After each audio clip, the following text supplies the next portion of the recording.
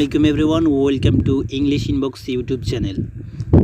Speak English fluently অর্থাৎ অনর্গল ইংরেজি কথা বলার ক্ষেত্রে অবশ্যই এই রুলসগুলো জানা খুবই গুরুত্বপূর্ণ।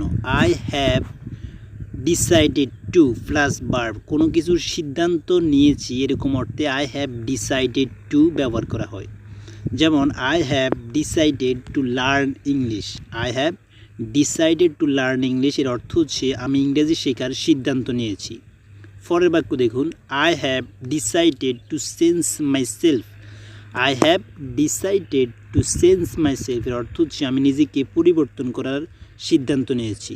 যদি আমরা বলি I have decided to work hard, I have decided to work hard এর অর্থ হচ্ছে আমি কঠোর কাজ করার সিদ্ধান্ত নিয়েছি। I have decided to help the poor, I have decided to help the poor এর অর্থ হচ্ছে আমি গরিবদেরকে সাহায্য করার সিদ্ধান্ত নিয়েছি।